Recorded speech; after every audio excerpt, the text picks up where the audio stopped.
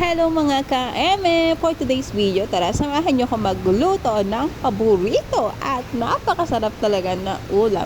At sinasabi ko sa inyo, ang ulam na ito ay mapapakanin ka na naman ng Uber sa Uber. At ito na nga ang igado! Tayo ay, sa totoo lang, hindi paborito ang igado. Pero nadaanan ko ito sa aking Facebook. Actually, hindi naman talaga ako. Itong talagang friend ko na si Elizabeth, nandamay pa sa kanyang cravings na igado. Talaga nga naman, hindi mo mapipigilang mag-crave at magluto sa mga nadadaanan mong pagkain sa iyong timeline these past few days. At sinasabi ko sa inyo, pag ang igado na ito ay natikman niya, end of the world na ba? Charies. At sinasabi ko nga sa inyo, simulan na natin ang ating pagluluto. Igisa mo na yung, or iprito mo muna yung atay. Yan ang unang-una mong iprito. Yan.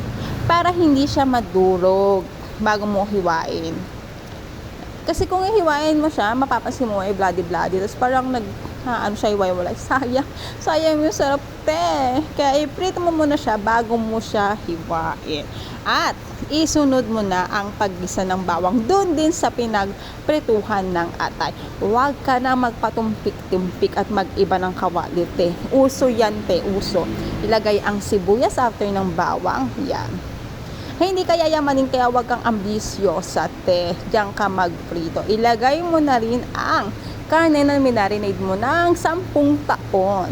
Yan, sa pagmamarinade ko ng 10 taon dyan sa karne na yan sa toyo. Nilagyan ko na rin syempre ng paminta. Yan, igisang mo lang ng konti. Tapos pag medyo mild na siya at tumitibok-tibok, charis, lagay mo na rin yung tomato. At paglagay mo ng tomato, haluin mo syempre, Alam nga naman dyan lang yan sa ibabaw. Gigigil ako sa iyo At pag, mo siya, tanga-tanga, di ba? So, hindi na alam yung susunod, Yan, bulol-bulol na. Lagyan mo na ng pampalasa. At nakibanding pa nga sa akin ng baby rice ko. Gusto din daw niya matutong magluto. Pwede mo na lagyan dyan ng kahit na anong pampalasa, paminta. Mag-add-on ka ng paminta. Kahit ilagyan mo na ng paminta, paulit-julit ka. Okay lang yan. Kasi ulam mo yan, Walang mangingiilam sa'yo, Yan. Halu-haluin mo yan. Dapat maluto ng gusto yung kamatis para hindi madaling mapanis ang iyong ulam. At aabot siya ng 10 taon. 10 taon talaga. Yan. At kahit na anong panlasa, bahala ka sa buhay mo kung anong trip mo. Ha? Bahala kung sumibuhos yung buong betchin. Problema mo na yan. Hindi ko na yung problema, At ayun na nga, halu-haluin mo lang yan. Bago mo ngayon, lagyan ng suka. Yan. Suka, tibok-tibok lang yun. Huwag yung masyadong maasim, baka papaksin na yun. Lutuin ng suka bago ilagay ang carrots para hindi mahaluan ng asim ang carrots. At dapat yung paglalagay ng mga ganitong gulay na matitigas ay kalagitnaan ng paluto na yung karne. Yan, para hindi ma-overcook yung karne at hindi rin mabugbog yung carrots. Yan, at isunod mo na kaagad ang patatas. Yan. Ang tagal ng patatas, nanggigigil ako. Yan. O, napapahiya tayo sa videos na ito, Yan. Lagay ang patatas, halu-haluin syempre. Tapos, ilagay na rin ng bell pepper. May mga nagluluto na sinusunod na nila sa kamatis yung bell pepper para mas maging malasa. Pero sa akin, dahil trip ko ang medyo crunchy, kaya gusto ko sa bandang huli yung bell pepper. At inaglagay pa nga ako ng konting toyo dyan. Depende sa inyo kung gaano kaalat ang trip nyo. Ulam nyo naman yan. Hayaan nyo sila.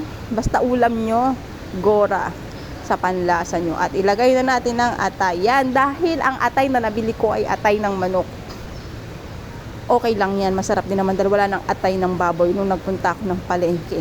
At hindi ko na maintindihan kung sino nagbigay ng idea na hiwa-hiwalay ang lahat ng ingredients. Halu-haluin mo din naman yan. At ilagay mo sunod-sunod naman ko. Napapasin yun sa mga cooking show, hiwa-hiwalay yung mga ingredients talaga, bawal magtabi-tabi, may kanya-kanyang mangkok, ganon. Alam nyo, after nun, na-realize kong ginawa ko ng luto na to, tinry ko lang naman maghiwa-hiwalay ng mangkok. Yan, after, hugasin, napakadaming hugasin, nakakagigil. Parang pinarusahan ko din yung sarili ko, nakakalimutan ko na yung mga nagko-cooking show nga pala na yan, ay may mga tagahugas at assistant.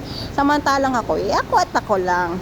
Kaya eto yan, after luto, for the hugas naman tayo ng mga eme-eme natin. May masabi lang. O, diba?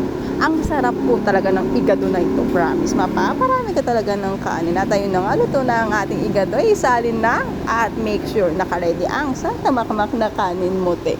Napakasarap po na kanin. At sinasabi ko sa inyo, ang ating igado ay patok sa panlasa ng aking pamilya. Ako po ay lubos na nagpapasalamat nga pala sa ating mga masugid na manonood at supporters. Sana po patuloy ang inyong pag-support sa ating mga upcoming live and videos at sa mga post-post ko na walang kakwenta-kwenta. Ang aking puso ay talagang kinikilig-kilig po sa mga suporta ninyo. Maraming salamat po. At kayo ay laging naniniwala sa aking mga kalokohan at patuloy ang inyong panonood at pagsuporta. Sana po mabawala ko pa kayo sa mga susunod na araw.